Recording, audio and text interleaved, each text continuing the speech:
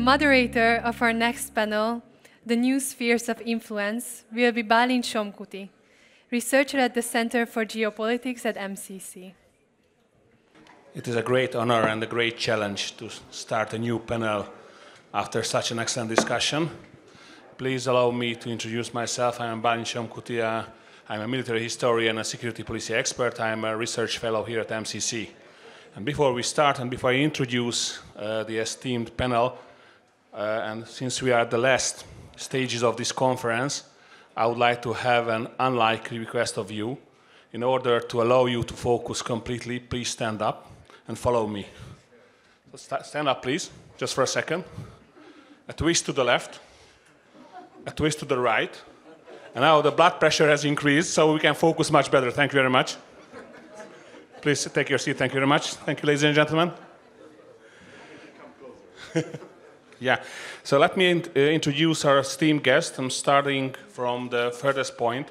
And our guest is Zhou Bo, is a retired senior colonel who is now a senior fellow of the Center of International Security and Strategy at the Tsinghua University. Please welcome him. Then we have with us Maria Engstrom, who is a professor at Uppsala University at Sweden, and her research projects focus on Russian intellectual history and Russian conservatism. Then we have Viktor Eszterhely, who is a China researcher and the research director of the Hungarian Institute of International Affairs. And at last but not at least, please welcome Michael Reynolds, who is a professor of Middle Eastern and Eurasian history and co-director of the program of history and the practice of diplomacy at the Princeton University. So first I wanted to have 4 questions, and I wanted to give all of our esteemed guests some time to answer those. But seeing the previous panel, I would like to have such an excellent conversation like we had before. So I would like to start with my first question, and then please reflect to each other, and we can have a similar conversation like this. So the first question is an obligatory one, because we would like to speak, and we will speak about spheres of influence, and this term has been unused recently. So how would you define a modern sphere of influence, and why do you think it is relevant? Colonel, please, the floor is yours. Well, sphere of influence is really a dirty word. It cannot be put on the table. It can only be put under the table.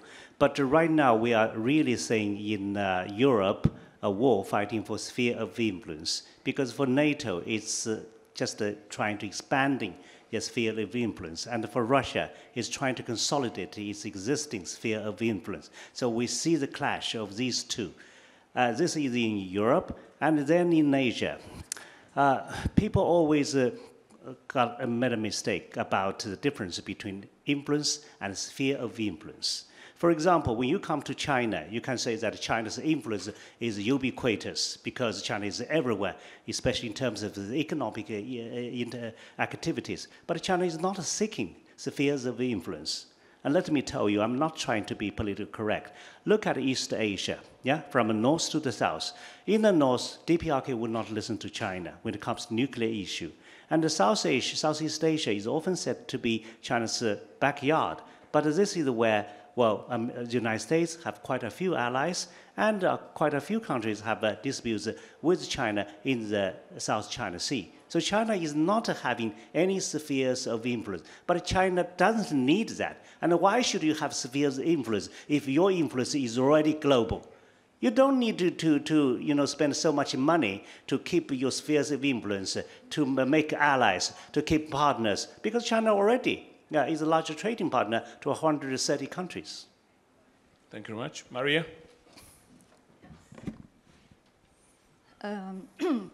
Actually, the term sphere of influence is not so popular in Russia anymore. They use the term sphere of interests. I think it has to do with this shift from the term sphere of influence to sphere of interest, has to do with this new kind of geopolitical project for Russia, which is a civilizational one. So the discourse of Russia as not a country, but as a civilization, puts this old language where we used to talk about sphere of influence, into question, because sphere of influence belongs, according to the kind of latest Russian foreign policy concept, to the age of empires and colonialism, because it presupposes that you have, you know, this kind of dialectics of master and slave. It presupposes that there are sovereign countries and there are countries without sovereignty. So, so actually, what they are talking about now, it's the not sphere of influence, but sphere of interest, in which is not really, if you look at the latest concept, so what are the sphere of Russian interests? It's the Arctic, and it's outer space, and it's the world ocean. So it's kind of this new places. It's not actually countries anymore, but it's and regions as well. So you cannot kind of affect. Well, you can compete about the outer space, but how you kind of work with, how you influence the outer space. So I think what Russia is trying to do, and in its kind of result of this conflict with the West, it's really this new concept, foreign policy concept from, it was adopted for 2 months ago in March 23. And the language with the use is completely new if you compare with the last one. So I think it's a very interesting shift. So maybe this whole thinking in sphere of influences, well, needs to be reconsidered. Thank you. Thank you.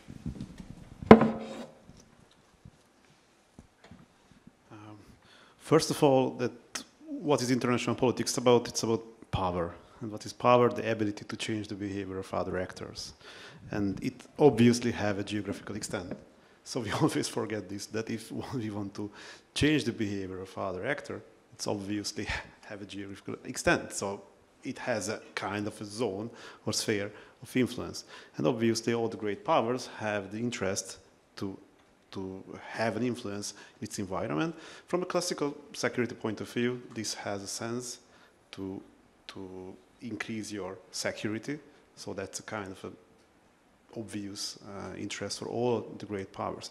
However, in the recent few decades, under the hegemony of the United States, we try not to use this term because it became unpolite. We had this feeling, or we had this notion that all the countries can decide where they want to belong.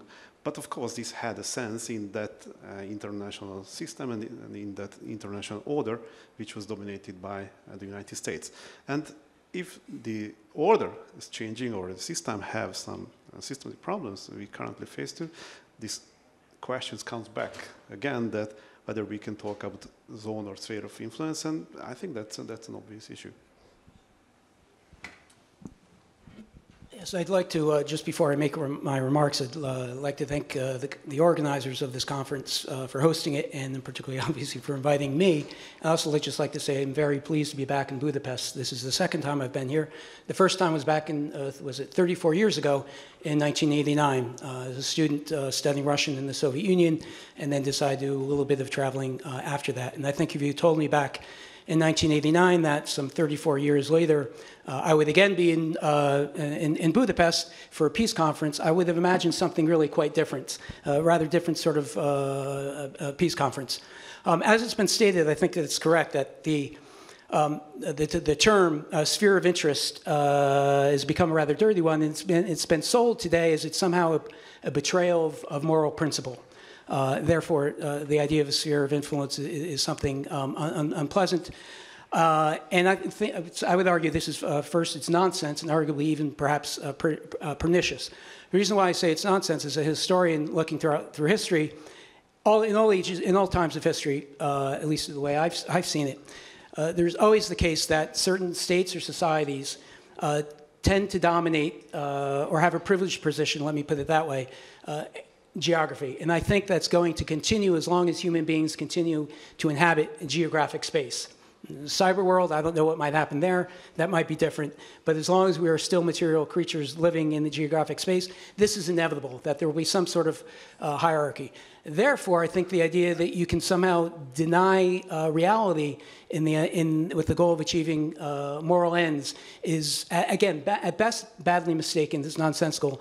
But at worst, it's pernicious, because it's a feint that I think draws people's attention away from other moral issues.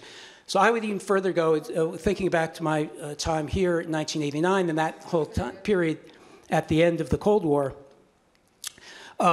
This was I think it was thanks to spheres of influence, is a very important reason why the Cold War remained cold.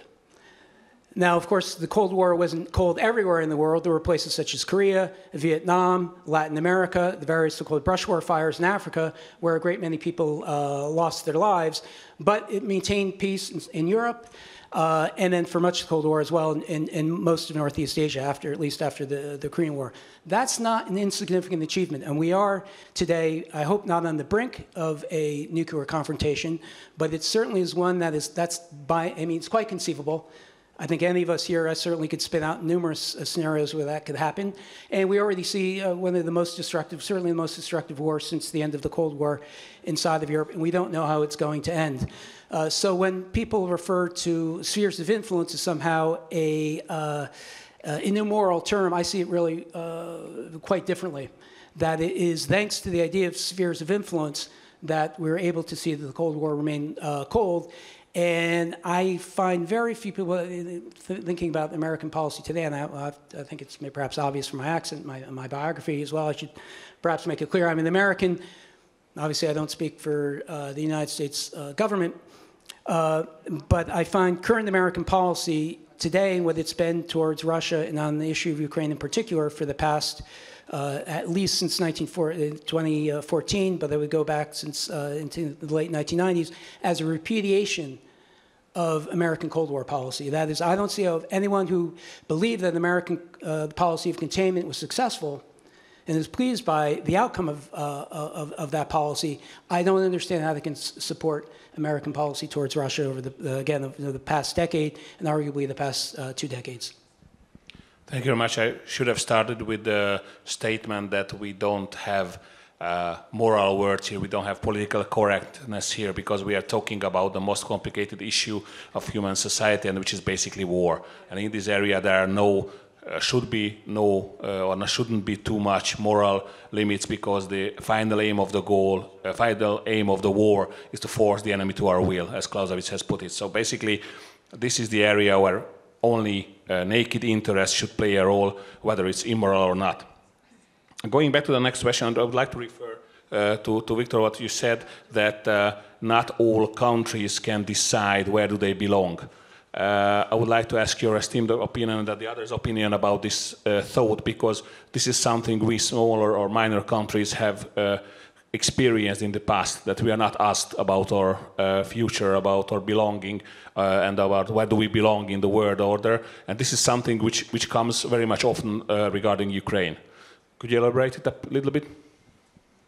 I think this question also goes back to the international order issue. So if in an international order, when there are several poles, all the great powers has the intention to create their own zone of influence. And when they are creating this zone of influence, those small countries which have lack of capacity to become an independent pole have to make it, in many cases cannot have to make a decision, but have to accept the reality that they belong into great power zone of influence. Of course, you can revolt against it, or there are several tactics to hack this situation, but that's quite a general phenomenon if you think on in history, and actually that has a sense from a great power point of view, because these buffer zones separate geographically the great powers, and this can increase security on a higher level. But of course, it depends also on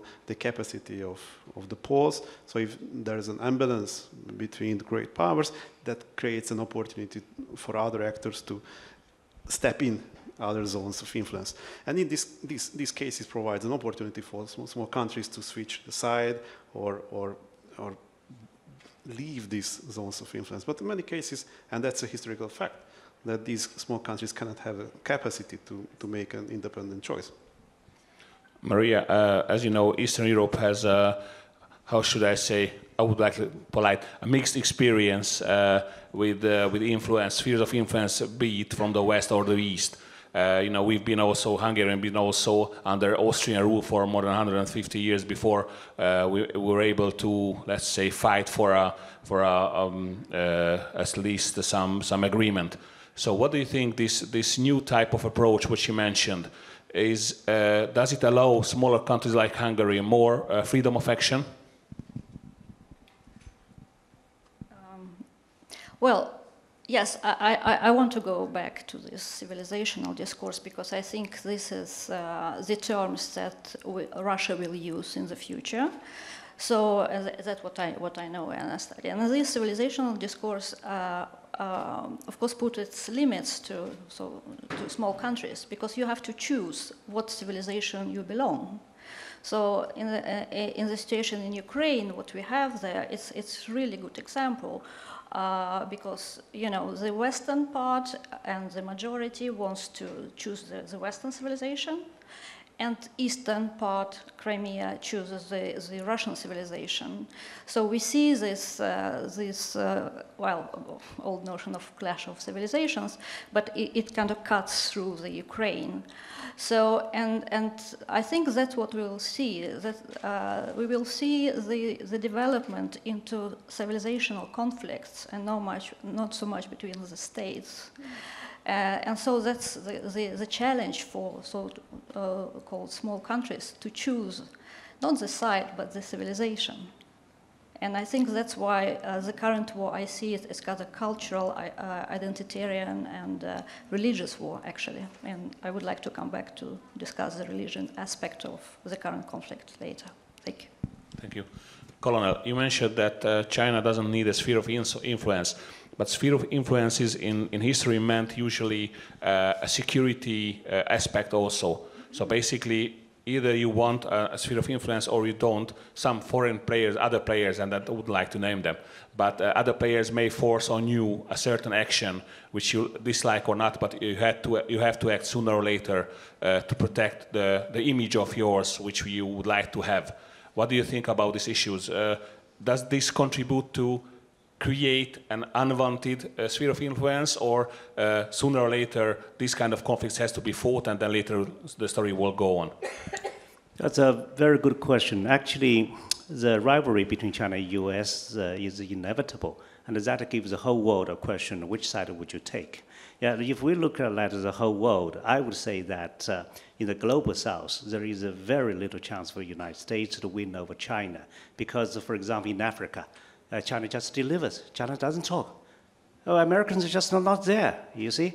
And then in Latin America, again, in terms of economy, China certainly has more economic activities there. Then about the Indo-Pacific region, they see the more patchy pictures.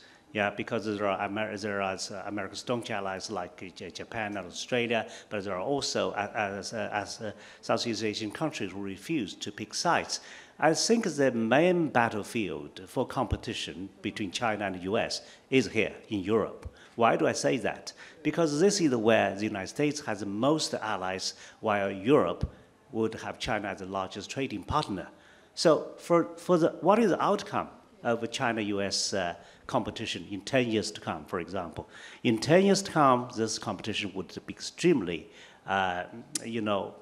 fierce, in that both believe these 10 years are decisive. The United States, President Biden just called the next 10 years to be decisive, and China just said that we would weather the storms, have winds in front, and would dare to fight.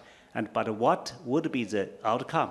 First, we would compete to see who make less mistakes, yeah, for both China and the United States. The second is how you can win the heart of the third parties. So that would eventually turn out to be the outcome.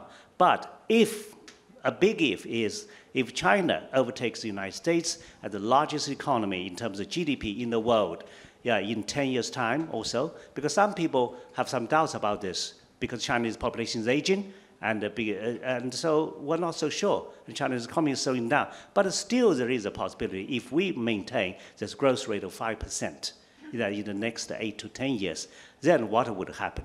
Then people will realize the world order has changed. Yeah, then the people will realize there is no so-called city up on the hill. The only city up on the hill is an empty pavilion. Yeah, in essence, no such things. All people, all countries are just created equal. So then we have a new international order. So is this new international order China's order? No, I don't think so. Because I do believe in what Kishore Mahbani said, this will be the Asian century. This war in Ukraine will actually accelerate the geopolitical shift toward East Asia, where China certainly is standing in the center, but not far away from China stand other countries like India, Indonesia, and so on and so forth. Thank you. Thank you very much. Michael, I would like to ask some examples. I know that you're specialized also in Turkey or in this area, if I remember correctly. How would you define, from a historical point of view, how did this sphere of influence work out, and do you think is still valid as concept today? Well, as I said, I think the sphere of influences, whether we recognize them or not, always exist. And again, I would say both the moral argument is that we should recognize them, because denying reality can only get you so far for a short term. Inevitably, it'll always bring you to a bad end. So I think the first thing to do is recognize reality, and that would include recognizing spheres of influence. We perhaps don't have to use that precise term, but the point, the idea that we don't live in a fantasy world, and we won't live in one wherein the weight of some countries, given their size of their population, size of the economy, military power, geographic location, all those sorts of things, and others give certain states advantages that others might lack. We are not going to see the end of that, no matter what sort of world order we'd like to establish, if we were all the states of the world to come together and draft a charter about that. Given sort of you asked sort of my training and my research as a historian of the Middle East, in particular of the Ottoman Empire, yeah, one might say, right? Anyway, we see today the current Turkey under Erdogan has sort of a constant theme of his is how he wants to restore Turkey to sort of the regional primacy that it had in the time of the Ottoman Empire. I guess I would point out my own specialty is the late Ottoman Empire, that is at the time of decline, when this was defined by the so-called Eastern Question, which was the dominant question of European diplomacy throughout the 19th century and the beginning of the 20th century, and that is, how do we manage the weakening of the Ottoman Empire and the expansion of the great powers, Britain, France, Imperial Russia, Germany rising at the time, et cetera. And it was the inability, ultimately, of states to manage that produced World War I. I don't think we should forget that World War I, where did it start? Sarajevo, a formerly Ottoman city. So let me perhaps just answer your question by pointing out that one of the difficulties of managing geographic competition in geographic spaces is not easy. And when it is not done well, it can lead to catastrophic consequences. World War I being a great example of that. It seems like we are witnessing that currently in Ukraine. And if trends continue the way they are continuing, that is outright war between Ukraine and effectively the United States and the countries of NATO right behind Ukraine with Russia. Perhaps now with China alongside of Russia. This is a disaster, first and foremost for Ukraine, but then I think for the world as a whole. Yeah. Sorry, can I reflect on the comments? Yes, please. I very like your ideal that China is lack of this concept and has no interest in zone of influence. But one of the best alternatives, also you mentioned, is to create a kind of a concert of great powers. And obviously, these great powers would have a zone of influence. So maybe China has an outdated view of this world because it's still playing on that kind of concepts or reflecting those kind of concepts which would fit into this US hegemony, geo-economic concepts. But the fact is that in a multipolar world, maybe China has to think it over to openly argue that it wants to lead the region. And that can have a stable, actually, a concert of great powers. Well, China certainly is influential. China is one of the permanent member of the UN Security Council. China has a nuclear weapon. China has 130 countries that takes China as largest trading partner. But what I mean is, I believe China's way really makes sense in that it's most economic. Because you don't have to maintain large spheres of influence, right? If your influence is already global, you don't need a spheres of influence. Everybody wants to do trading with you. Everybody wants to come to Beijing. You see what happens? Europe wants to have pressure on China to say, okay, which side would you pick? Of course, it's difficult for China to pick, right? But why is that? Because everybody would think of China in terms of the war in Ukraine. But first and foremost, China and Russia are largest neighbor, with each other. So therefore, China has to consider how to deal with a neighbor. So this is the starting point for China. So I don't believe China really needs this kind of influence, and I would encourage the other major powers to learn from China. Give up this kind of stupid idea. You see, look at the United States. Is the U.S. the sphere of influence declining? Yes, of course. If you talk to Americans, you say, okay, you are declining, they won't be happy. And if you say you are relatively declining, they say yes. But the fact is, the United States would account for half of the world GDP after the Second World War, and now it's only a quarter of that of the world, and especially against China, because China is already over 70% of that of the United States. So what is the purpose of trying to please the whole world? And the fact that the United States is becoming, it was trying to focus on the Indo-Pacific. I say was because this war actually has distracted the United States to a certain extent. So the United States want to be focused on the Indo-Pacific because the overall strength can no longer manage to have a global presence. So they have to be focused on this Indo-Pacific, on China. But this is the wrong target.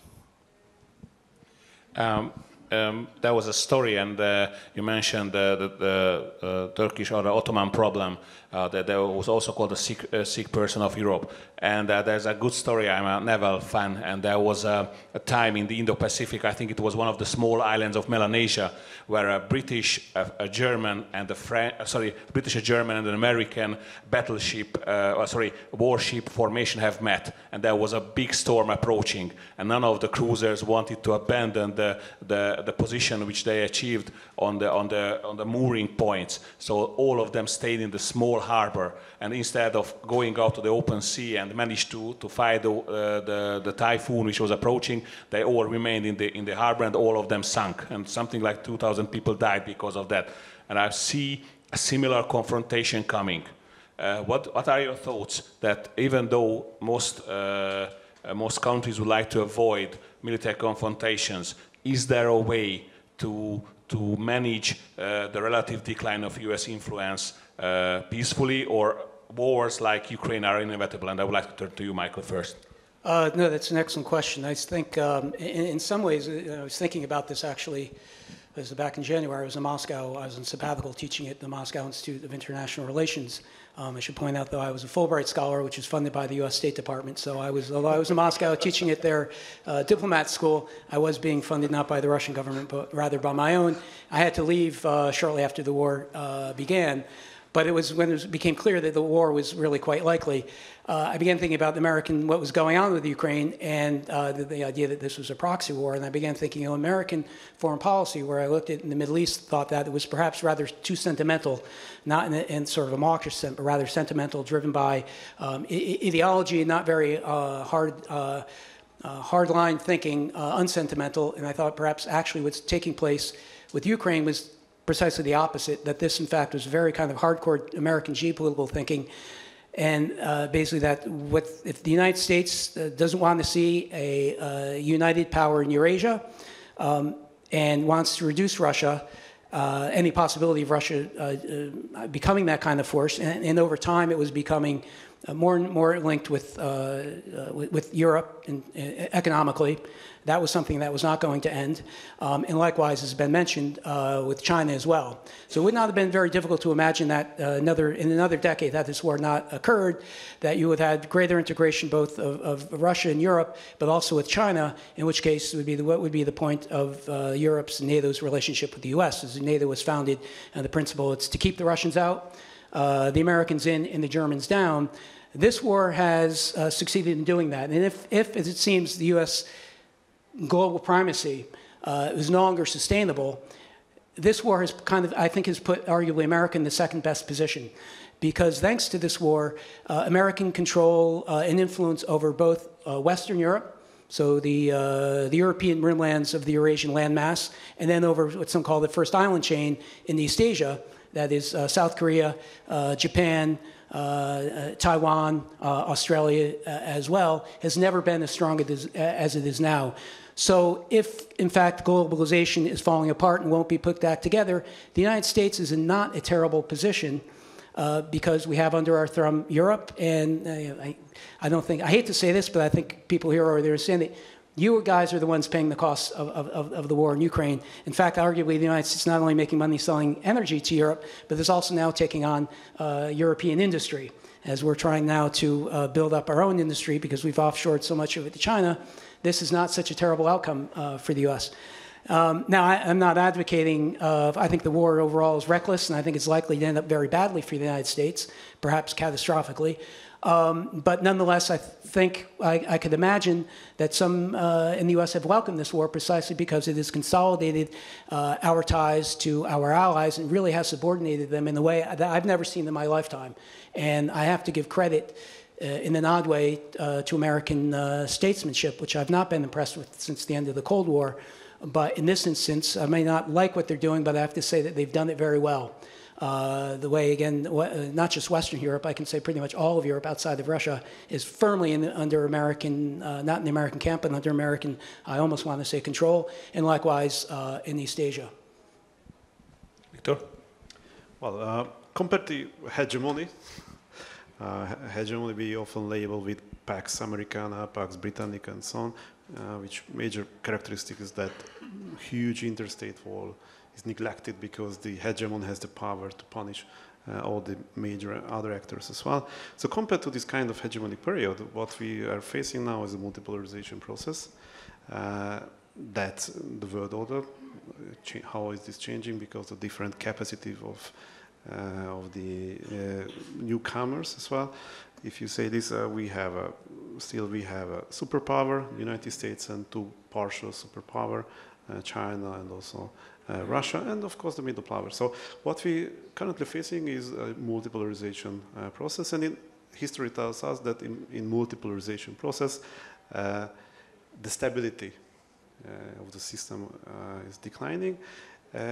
We of course cannot predict what will be the outcome. This will be a new kind of a Cold War when there will be two dominant actors, United States or China, or this will be a multipolar setting. Everything depends on how these actors define their interest. I think, and that would be the best for us, if these new actors could sit down and set the rules of the game. So that has a possibility. Like Vienna Congress was something like very, very typical of this kind of setting when great powers could understand that it has no sense to kill each other and to continue these wars. But if this cannot happen, we have to face further instability. If this became kind of a new Cold War with former blocks, we will have to see several proxy wars. Maybe the proxy wars will be in Asia now, because Asia is the center of the focus, but will be more in Europe, Africa, and the Middle East, and so on. But if not, this kind of cabinet wars or tensions between the multipolar setting could be quite a realistic scenario. Thank you, Maria.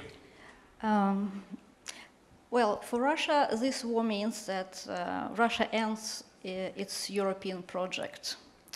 So it is a kind of a tragedy, but it's also a new beginning for Russia. So I think Russian leaders agree that the future is Asian.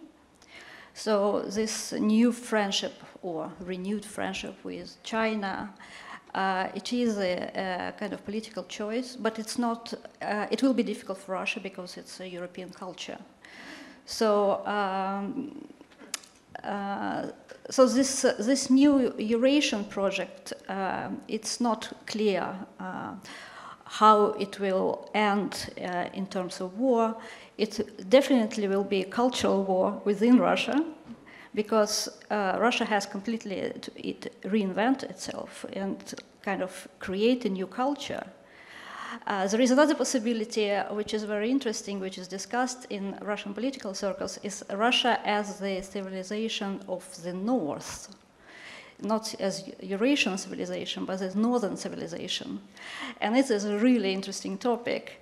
So, but it tells us that these kind of future scenarios that Russia discusses means that there is no clear picture of the future yet. And it's, Russia is a kind of, limbo, really in interregnum. It left the European path, but it doesn't know what the future brings. So, and the current conflict reflects it as well. So I don't know which future wars it will be. Maybe it will be Star Wars because of the competition for outer space, which is one of the kind of major sphere of interest, national interest for Russia. But culture wars within Russia, that we'll see. So. Thank you. Colonel? Yeah, let me say a few things about the future of Europe. That depends on the outcome of the war in Ukraine. For me, there are two outcomes. The best outcome is, I regret to say that, but I believe Ukraine will lose some new territories within 4 provinces somewhere. I don't know where, but eventually they will lose some new territory in addition to Crimea. Otherwise, President Putin can hardly justify this war.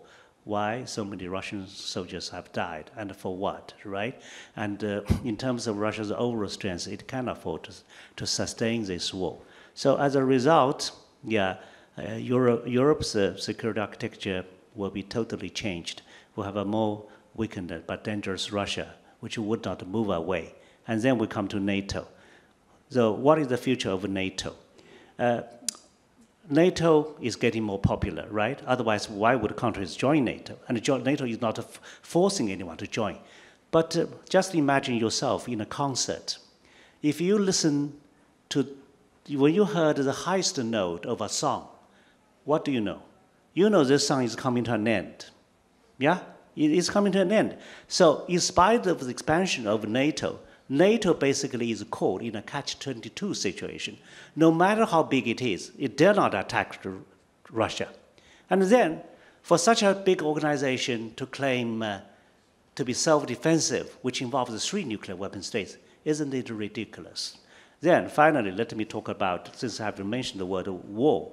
So, is a war possible or not between China and the United States? That has a lot to do with each one of us.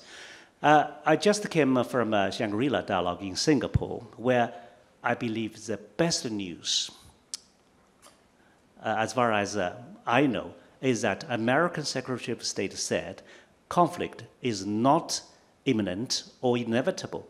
In so saying, he actually has refuted what some American generals said about the 2025 scenario, about the 2027 scenarios, right? And the Australian Prime Minister also said that the war is not inevitable. And the Chinese Defense Minister did not repeat that, but he quoted President Xi Jinping's words to say that mainland China has utmost sincerity and would make utmost efforts to have peaceful reunification. So a war is not inevitable. And this is not rhetorical. What won't lie? Geography won't lie. Defense budget won't lie. You know, your defense budget tells a lot about what you think about the environment, about yourself, about your enemy. And China's defense budget, twice after the war in Ukraine, is still under 2%, as in decades. So this is a confidence which I wish to bring to this forum at the end of my remarks. Thank you very much.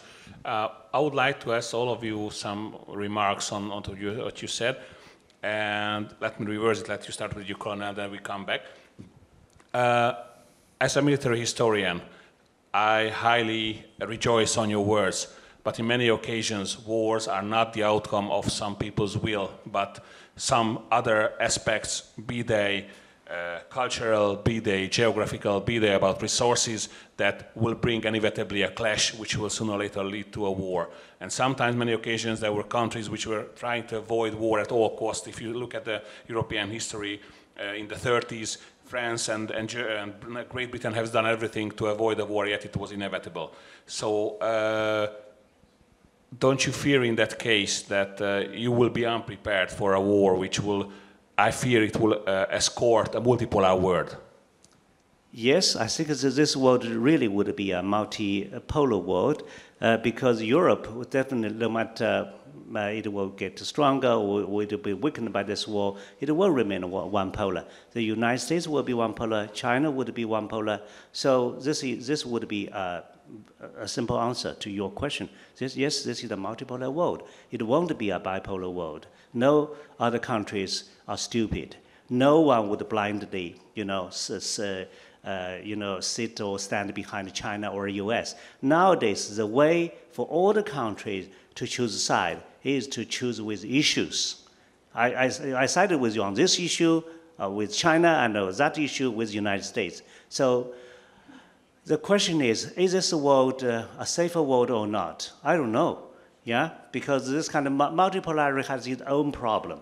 It makes things more difficult to be decided, like on this kind of question of climate change or non-proliferation, for example. I wish I would share your optimism. Maria, you speak about culture wars or cultural belongings. Until recently, in the Western world, there were only one and single ideology that was basically allowed to exist.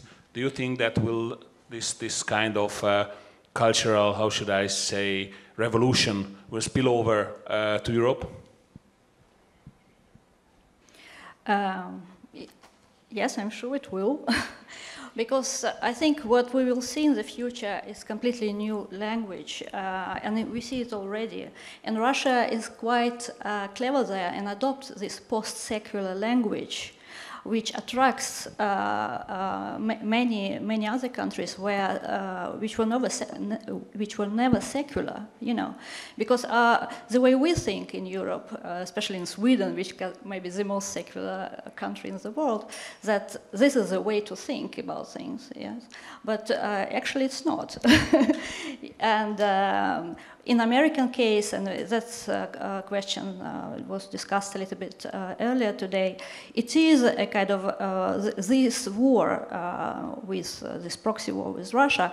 It's an ontological, ideological war, and I think we will see more of this kind of conflicts, religious, civilizational, ontological, which kind of about the essence of the countries, what is the meaning with Russia, what is the meaning with Hungary, what is the meaning with the United States. And I know why we are at this place. There are several explanations what's going on. There is a metaphysical, there is a political, theological thinking in Russia, which is very, very strong. And of course, in Europe, it's not very usual. The European Union doesn't speak post-secular language, but I believe that it will need to start thinking in this term because the rest of the world does. Thank you very much. Victor, you mentioned the Vienna Congress, and we like to bring this up as an example, historians, but people usually forget that before the Vienna Congress there was 20 years of uninterrupted war. Do you think that this Ukraine conflict has caused enough, and I'm sorry to say that, has caused enough suffering for the decision makers to realize that we are much better off by discussing our differences among or around the table than fighting in wars? I think to provide an end of the war in Ukraine, Vienna Congress is not necessarily a good example. Vienna Congress is a good example to create a new system in which all the great powers are involved. But there are some other historical examples which can be put on the table, like in Helsinki in the 1970s. All the parties could be involved. Of course, they were focusing on concrete issues, but all the parties were involved, and they agreed that in what we agree, somebody will go against it, we will collectively punish it. So this could be a kind of a solution. So history tells us that it's not impossible to solve an issue, but all the parties have to agree that we have to sit down, we will find a common ground, whether we like each other or not. But it's a possibility, because if you really want to solve an issue, that's a possibility. But in this case, all the parties involved in this have to agree that minimum. I think it's possible. Thank you very much. Michael, you said about unity in NATO and unity of US allies. What do you think that there has been really a great unity because there has been a common enemy has been found or has raised its head, if you take them from another point of view. But the cost of this unity will increase incrementally. What do you think? How long can it last? It's in a certain sense, I agree with the colonel that this is the high point, and from there and from the peak, there's only one way down. How long can the U.S. maintain such unity? That's the, as we say in English, that's a $64,000 question. Though now with inflation, perhaps we say $64 trillion question, and inflation will continue, not least because one way the United States is able to pay for this war is simply by printing dollars. The costs for this war are being offloaded on future generations of Americans. So this is an open question. I mean, so one possibility might be, I was surprised, I see now the New York Times is talking about the admitting the existence of neo-Nazi sympathizers inside of Ukraine, which is rather stunning because only several months ago this was entirely denied by the US media, whereas prior to the war, Western media acknowledged that, yes, there were some neo-Nazi sympathizers. Then it became absolutely forbidden to mention that. Now again it's mentioned. I wonder if this is a sign that already Washington decided, well, this war maybe it wasn't such a great idea. It might be good to see an end to it. As I understand, Russia is able to sell oil in part because Biden is given the go-ahead to this because he does not want to see the price of gasoline for American cars to go too high in the United States for fear that that will destabilize his own base of support. Again, it's not a problem if Europeans have to pay 4 or 5 times your energy costs, but let's not see the price of gasoline rise for the United States. An idea kicked around a lot is that this war is a proxy war between the United States and Russia, and there have been statements by a number of American officials, which I think pretty much would lead an observer to conclude, yes, at some level this very much is a proxy war. It's an opportunity used by the United States to weaken Russia. And I don't need to explain, I don't think, that the rivalry between Russia and the United States over the past, particularly over the past decade. But I think this war could very well turn into a proxy war of China against the United States. That is, if the U.S. is already thinking about a little more than a year after this war, this is already getting a little too expensive for us, that maybe we'd like to see some end to it. I could imagine that China at this point could decide, well, let's support Russia a little bit more and keep this war going. And this is something that China could easily do with its industrial might.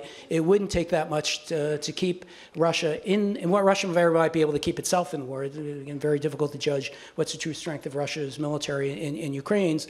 But if China were to throw even just a bit of its support behind Russia, I could imagine a case where Russia says, we're not going to make peace, and China's going to say, we don't want you to make peace.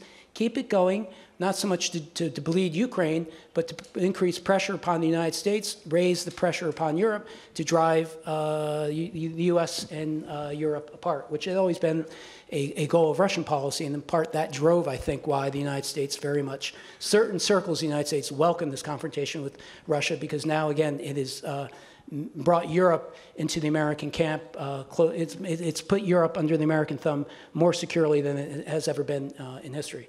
Yes, Connor? Well, I have to jump in to say something about this.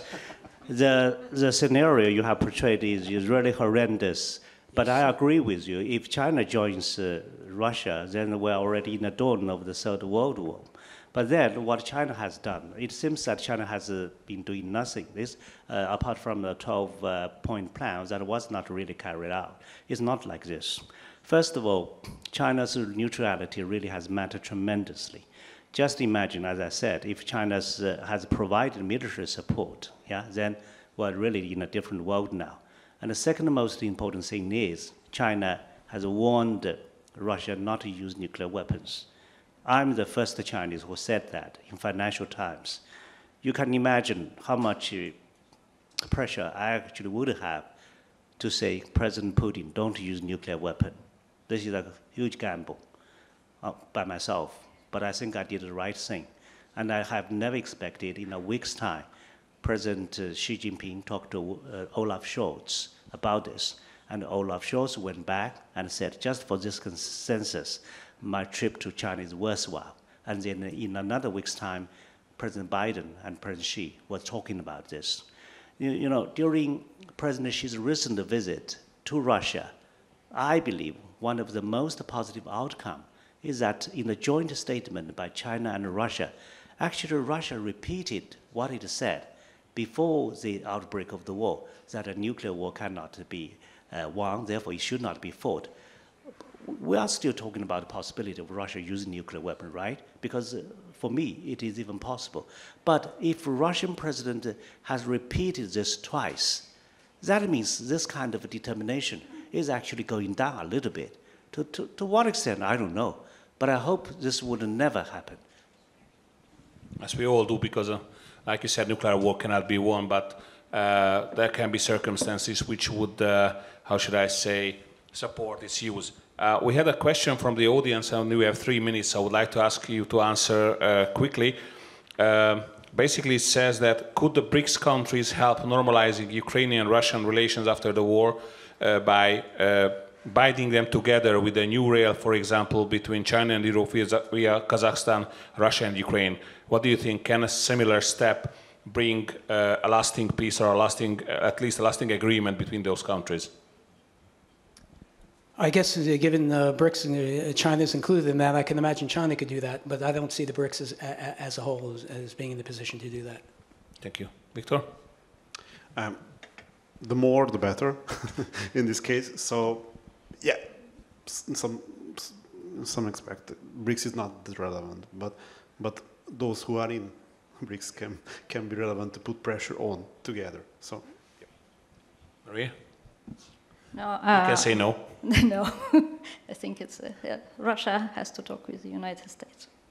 Listen, Colonel? The fact that the Shanghai Cooperation Organization and the BRIC both include Russia is actually becoming more popular, shows really the world has changed, right? And even this kind of a de-dollarization is accelerating. So we really have entered into another Cold War. So coming back to what I said, I always believe a Maldivian in the Indian Ocean should be as proud of his country as American. Americans, we have football, we have Hollywood, but a Maldivian, what does he have? Every morning when he woke up, he sees thousands of tourists coming to say how beautiful your country is. It has only ocean and fish, but that's enough for a Maldivian. So there is no country that is extremely important or as is so indispensable as Madeleine Albright said. So the international order, we don't have a liberal international order. The international order now as in the past is a combination of so many things different altogether, which includes social system, culture, religion, national identity, or even your cuisine. So that is the international order, now as in the past. Thank you. We have some very short time left. I would like to ask one more question that we focused on from the BRICS countries on China, but what about India? A short version, a short answer, please. The one thing just very quickly about India, let me say this. I think the United States has made a lot about the lines of democracies. I think it's remarkable. India is both the world's largest democracy, and relatively speaking, also one of the older ones. And one would think it would be much closer to the United States, particularly given its conflictual relationship on certain issues with China. It would seem a no-brainer to expect India to be closer to the United States. The fact that it's not, I think, says something really quite significant about both the state of the distribution of power in the world today, but also about something, the self-delusional ideas about American relationship of democracy to its ties to its allies. That, in other words, it may be more about American power and less about democracy than the Americans like to believe. Excellent thoughts. Thank you very much. Victor? Well, India can provide a place for the peace talks because it have a historical relationship with Russia, but at the same time, India is a key partner also for the United States. So these are the key actors, and then, as I mentioned, the more the better. So if there is a international support behind this process, India can play a special role in this moderating.